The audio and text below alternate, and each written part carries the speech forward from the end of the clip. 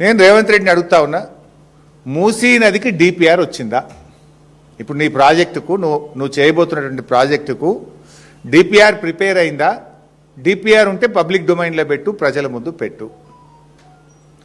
ఒకవేళ DPR prepare కాకపోతే ఎందుకు నువ్వు పేదల ఇల్లు కూలుస్తున్నావు?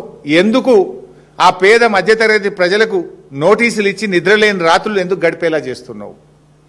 నేను అసెంబ్లీ డాక్యుమెంట్ మీ ముందు పెట్టబోతా ఉన్నా.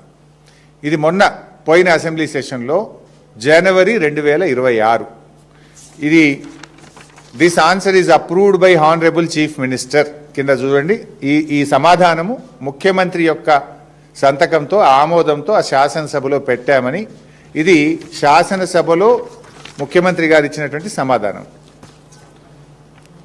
Question number 1363. The details of the progress achieved regarding the Moosi revitalization project. ఇందులో ఆన్సర్ ఏమంటారంటే, the consortium will study, plan, analyze, design, prepare and submit the following DPR in 18 months from Usman Sagar to Gauravelli and Himayat Sagar to Bapu Ghat.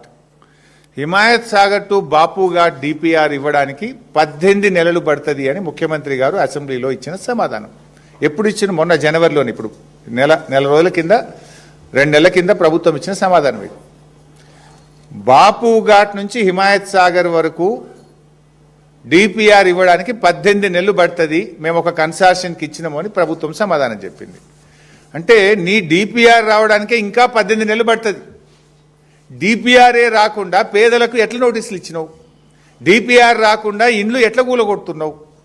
అసలు నీ డిపిఆర్లో ఏమున్నదో తెలియదు కదా. DPR ఏమనిస్తుంది agency? ఎంత buffer ఉండాలి, ఎట్లా గాంధీ స్టాచ్యూ కట్టాలి, ఎంత దూరం ల్యాండ్ ఎక్వైర్ చేయాలి, అవన్నీ బేసిక్ థింగ్స్ ఎక్కడొస్తాయి? డిపిఆర్లో వస్తాయి. There is no DPR at all. DPR రావడానికే 18 నెలలు పడుతుంది అని అసెంబ్లీలో నువ్వే సమాధానం చెప్పినవు. డిపిఆర్ లేకుండా ఎందుకు పేదలకు నోటీసులు ఇచ్చినావు? ఎట్లా, ఏ బేసిస్లో నోటీసులు ఇచ్చినావు? డిపిఆర్ఏ లేకుండా 10,017 ఇండ్లు కూలుస్తాము అని గెజిట్ నోటిఫికేషన్ ఎట్లా ఇచ్చినావు? వితౌట్ డిపిఆర్ నువ్వు ఈ నంబర్ ఎట్లొచ్చింది? 10,017 ఇండ్లు కూలుస్తాము అనే నంబర్ ఎట్లొచ్చింది వితౌట్ డిపిఆర్? దీనికి సమాధానం చెప్పాలి. నీ డిపిఆర్ 18 నెలలకు వచ్చేది ఉంటే ఇప్పుడే ఆ పేదలకు ఎందుకు నోటీసులు ఇస్తున్నావు? ఎందుకు బుల్డోజర్లు పంపుతున్నావు? ఎందుకు ఆ ప్రజలకు నిద్ర లేకుండా చేస్తున్నావు? ఎందుకు ఆ పేదల ఇండ్లు చాదర్ఘాట్లో 300 ఇండ్లు కూల్చినావు? దీనికి సమాధానం చెప్పు. This is my question number 1.